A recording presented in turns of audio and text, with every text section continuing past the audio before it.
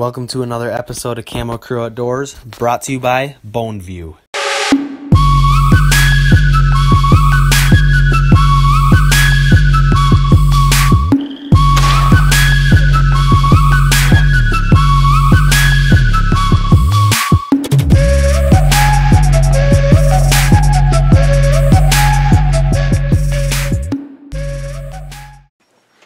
Hey guys, welcome back to Camo Crew Outdoors, and this week for you guys we got something very special. And no, that's not just because I'm the one in the video, but I do bring you guys some tips.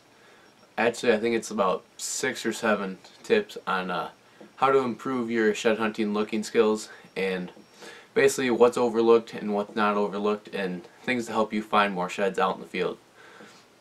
So really, we just hope you guys enjoy this video, and hopefully you guys find more sheds with these tips. I know they've helped me, other members, and a lot of different people I've talked to.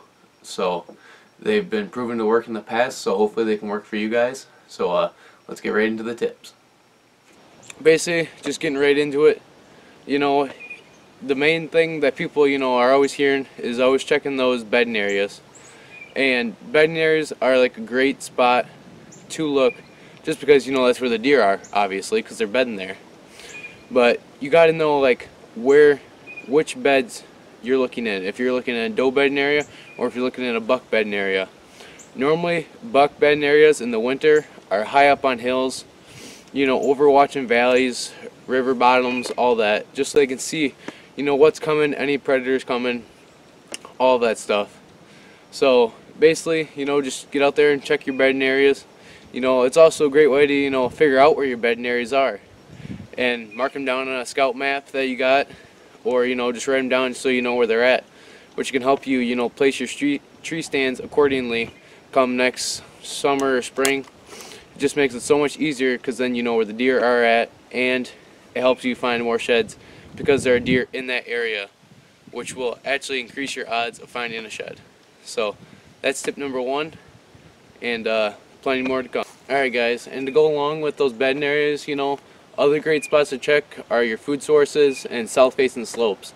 Those two are really big spots to hit. And food sources, because the deer need their nutrition after the food, or after the winter is over and all that. And truck going up the road, really loud. But deer need their nutrition after a long winter, and they're still in the winter, coming into spring. They're going to need all that rebuild for their body, muscles, and for bucks, extra antler growth. So, that's a great spot to check, because that's where they're going to be at. They're trying to get their nutrition back up. They need to eat every day just like we do. So, that's always normally a honey hole for me to be hitting, those food sources. Normally I can find 5 to 6 sheds on a food source, no matter what it is, basically during the winter time when I'm looking for sheds. And then also your south facing slopes. The reason why those are so hot and popular is just because in the winter, it's always so cold, especially in the north and the Midwest areas. It's always so cold for the winter time, so those deer need to regenerate body heat, and the way they do that is they just sit in the sun. That's why south facing slopes come in, because sun rises in the east, sets in the west, and it's going up, and it's hitting those south facing slopes more than it is the north facing slopes. So I found a shed actually this year, that little one that you're gonna see coming up in a shed hunting video here hopefully next week. It was found right in a bedding area on a south facing slope. So I basically combined 2 areas. That's where I was looking, and there was a shed there. So basically, those are 2 great spots to check, and they will actually dramatically increase your odds of finding more sheds, and actually find more deer sheds that you're going to be looking for. Say you're looking for a mature buck that you had on trail camera all season long, and he's hitting this food source during late season. He's probably going to stay there because that's where the food is. So go back into that same area, check it out, maybe check in the timber a little bit, try and figure out where he's bedding, and go check out his bedding area, and also check out those south facing slopes. I mean, just all elements that the deer use that can help us find their deer sheds. So those are 2 other main topics or spots that you can check. when looking for sheds. And basically the last thing that I figured out that you can do is get a group of friends or your family and just go grid searching. There's a lot, especially in the Midwest, there is a lot of ag fields here, especially in Wisconsin, you know, that they can be 1-2 acres long, just down, long strips down. It is actually really windy here today, as you can see, but it isn't really bothering me much. But as I was saying, those fields can be super long, and you know, you don't really want to go check those. But say it's a secluded field, back away from the roads, away from where people are at. You know, deer are going to be out there, obviously, because nobody can see them. They're not getting hunting pressure, and basically they just feel safe back there. So get a group of friends, spread out, say probably 50 to 100 yards across, and just grid search that entire area, you know, down and back and down and back until you fully check that field out, because there are actually deer sheds laying in there. And there goes another truck. Sorry, I'm getting distracted easily, but you know, they're just so loud. But you know, just go down and back until you completely check the field. Maybe even do down back one way and then go back. Once you finish, go back across it again. You know, get different angles. You know, deer sheds in a cornfield especially can look like corn stalks, but if you get a different angle, it makes it a lot easier, you know, to tell if that's a deer shed or just a corn stalk. Never eliminate those big open ag fields that are secluded back in the deep backwoods, because you know, those are just great spots to check, because that's where the deer are. They feel safe, which, you know, ties into the food sources thing. So, you know, get a group of family or friends and just basically get out there and look. Those previous tips, you know, they were great tips. Those are the main hitting ones. But here are some, you know, that people kind of overlook, and actually people actually need to look into them and actually use them to your advantage. So right away, the first one, I do not have my set with me because I'm just out here recording, but I normally carry around a set of Bushnell binoculars, or any type of binoculars in your case would work. You know, just little, they don't have to be those big ones, just little handy pocket ones that you can slide in your back pocket or carry around your neck. You know, those work just great.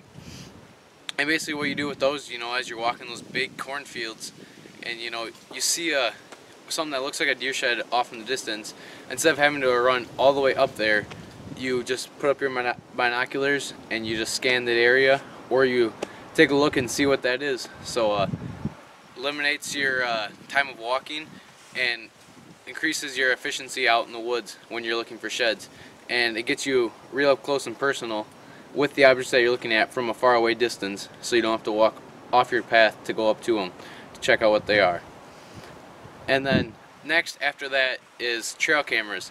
Many people nowadays have trail cameras. You know, we didn't have them 25, 30 years ago, but now with the technology we have this day and age, you know, people got lots and lots of trail cameras. I mean, I personally own 12, and they're constantly running year round, whether it's for deer, turkey, coyote, you know, whatever game I'm scouting, I'm using them. Except for, you know, those frigid temperatures that when they get real like low here in Wisconsin, when they get down to below, you know, -20, something like that, then I pull them. But other than that, they're out year round scouting for the type of game that I'm gonna be hunting coming up here soon.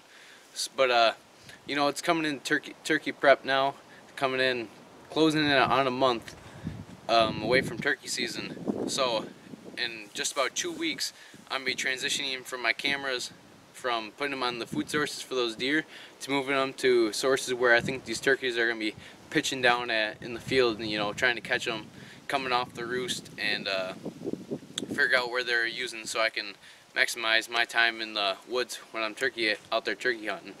But I use them for see if deer are shedding too. You know, a lot of people, you know, oh, that you see posts about people finding sheds all over social media. Well, just because they're dropping, say, in Iowa, doesn't mean they're dropping here in Wisconsin. I use my trail cameras in order to determine when the deer are shedding, and I can do that based on if I go from having one cart pull to having, you know, pretty good pictures of some bucks, and then, you know, a couple cart pulls later not having any bucks, that may possibly mean that your bucks have dropped and time to get out there. just using those trail cameras to be able to determine if your bucks are dropping or not, you know, is a great tool that people don't really use to their advantage. And if you do, props to you, and you're already a step ahead of the game. But if not, I'd get out there and use your trail cameras, and also carry around your binoculars, because those two people overlook sometimes, but you know, they can be really useful in the long run. So hope those really helped, and here's some more. The last one that I have for you guys today is basically just be looking in areas where you've already found sheds. You know, say in the past you found, you know, a couple sheds over on a hillside. Check that area out again, because you know, maybe deer find that a hot spot during the winter time, but you know, during the summer they don't. But as long as it matters in the winter when they're shedding, you know, that's where you gotta be looking. I found plenty of deer sheds in the same spot over and over and over, just because I'm checking the same spots, and it really pays off, actually, to me, in my opinion. You know, because I know the deer were at there one year, I check it again next year, there may not be a shed, but you know, that's why you look. You know, you never know if there's gonna be a deer shed there. So really check your neighbors' properties and look where those deer are at. You know, watch where they're at, mark down. And basically, the last tip as well, you know, those all work as long as the previous ones that I've given you. I mean, all these tips have really helped me increase my amount of deer sheds that I've found each year. And I went from, you know, as I said, from finding like 2 to 5 sheds a year to, you know, up to 20 sheds a year, I think is my highest. But so far I've just found those the 3, and it's about start of March this time of year, so I'm gonna be getting out there a couple more these coming weeks. Gonna have some spring break time where I'm gonna be getting out there doing some turkey prep, so stay tuned for that in the future, along with other members' turkey preps and turkey hunts to come here in the spring. So we're gonna have a lot of action here for you guys coming up, so make sure you guys stay in line for every Saturday around 12 p.m. Eastern time. We're going to be releasing a new week's video, so make sure you guys tune into that, and always remember to subscribe down below if you haven't, and you know, leave a comment if you guys want to see something that what we do, or ask a question, any of that. We're very responsive. We get your guys notifications of when you comment, so you know, just comment down below, subscribe, all that good stuff. So thank you for watching this week's video of Camera Crew Outdoors, and tune back in here next week for next week's video.